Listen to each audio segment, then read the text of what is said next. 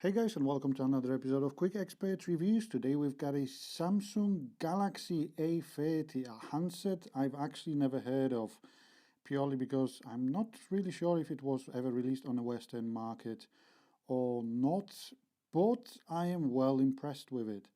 So first things first, this is a dual SIM variant. As you can see, this is not a hybrid SIM slot, which means you can have both SIM cards and a memory card, which is weird considering that this phone costs around £150 and a Note 10 Plus, for example, costs a grand. Yet it's got a hybrid SIM slot, but yes, it is what it is.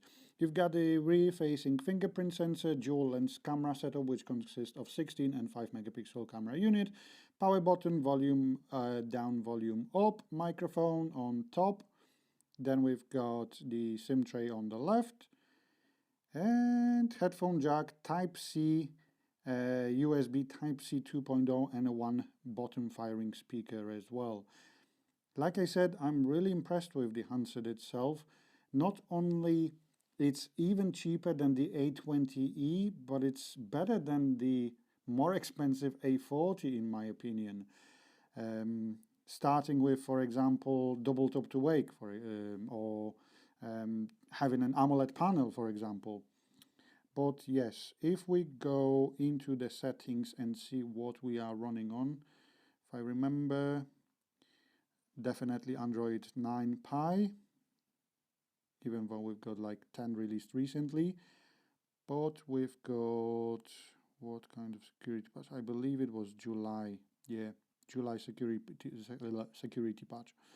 Right, so in terms of the device itself, we've got 4 gigs of RAM and 64 gigabytes of storage, plus a whopping 4000 mAh battery, which means that considering the phone isn't really, equipped with like a 4K screen or anything like that, it does give you at least 2-day battery life, which in my opinion is amazing because it's really hard to find something that will last you at least 2 days on one charge. On top of that, the phone supports fast battery charging with 15 watts battery charging, so it's really nice. Then, like I did say, you've got double tap to wake, and you even have a one-handed mode, which is very useful considering the size of the phone, which is 6.4 inch. So bigger than the A40, bigger than the A20e. However, you do get the AMOLED display. One-handed mode can be triggered by either a gesture or a triple push on the home button on the bottom. So really useful. You also get fingerprint gesture, so you don't have to slide from the very top. You can slide via the fingerprint sensor and it drops down the notification panel. So again, quite a useful feature. And then we've got a dual messenger, which does allow us to install, for example, 2 separate WhatsApps if we've got 2 SIM cards or 2 messengers. Then we also have face recognition. So again, considering the price of the phone, it is really well spec'd. I have to admit that I am really impressed. So you've got the same processor as in the more expensive A40. You've got the exactly same amount of RAM and internal storage as in the A40. You've got the same cameras like on the A40, as opposed, apart from the front-facing one, which is 16 megapixels as opposed to 25. You've got the double tap to wake. You've got an always-on display. You've got so many things within £150 price range. I've actually bought this one for 130, but it was used through Amazon, so Amazon warehouse deal. So yeah, it's a really really impressive piece of kit, I have to admit. Then we obviously do have typical Samsung features, like for example, maybe not wallpapers, Galaxy themes. So if you'd like to, you can change the theme to your liking. You can change the font of the whole display. Where am I going in here? Got a bit confused. Let's go back. In terms of display, we've got the blue light filter that removes the blue hue from the screen. Then we've got the night mode. As it is with night mode, it only works in Samsung apps. So for example, if you run night mode with Google Chrome, it doesn't, doesn't change the background to black. You have to use Samsung browser. In terms of other additional features. We've got the navigation bar with which, if you'd like to, you can change to a gesture-based system, but it's not the same as on Pixel phones, for example, where you've got one button, you still get three buttons.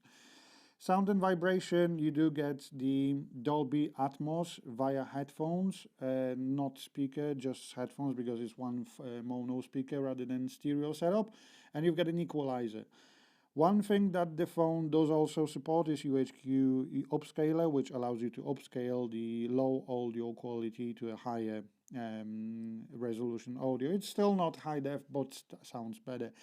And in terms of connections, that's one of the disappointments, and they had to cut the cost somewhere. It lacks NFC, so unfortunately no Android Pay on this handset. Not sure if it's only within certain markets or if it's cut out everywhere, but at least on this handset, which was imported from UAE, if I remember correctly, you don't get it.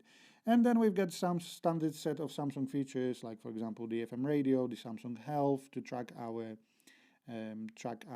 exercises, and so on, so on. We've got the Samsung Galaxy Store that updates the Galaxy apps. And that's pretty much it. The game launcher, which puts all our games in one place, allows us now to stream the videos as well, allows us to connect to Discord as well. So it did grow since its first launch with, I believe it was the S5 or the S6. So yeah, it's great to have it. One of my favorite features actually on the Samsung phones, to have the Galaxy Store. If you'd like to, you can set the performance of the games as well, individually for every single title, or like a global setting. And then we go to the camera, which again, to be honest, is quite impressive. If you've seen my review of the A40, the camera quality is very similar to that. You do get the ultra wide lens and the wide lens on the back. You can only record in 1080p, which is full HD at 30 frames per second, slow motion 240p. Live focus allows you to blur the background when you take a picture of someone or something. Pro mode allows us to adjust the ISO, the white balance, and the exposure value, and then we've got the panorama photos as well. In terms of settings themselves, we've got the scene optimizer, which is like an artificial intelligence that helps us take a better picture of the object we are taking picture of. Then, like I said, video only 1080p, both front and rear facing. However, we can record in high efficiency video, which means it takes less storage. Same applies to pictures as well. If you'd like to, you can edit the modes in which you take pictures as well, which is always handy. So you don't have to, if you don't take panorama photos, for example, you can just remove that from the settings itself. Then we've got the AR emoji. We can change the ratio of the pictures, so 16:9, 4:3, and so on. And then we've got additional filters that we can add to the photos as well. And then the beauty mode, which kind of enhances the skin on our pretty face. And that's pretty much it. So let's have a listen to the audio.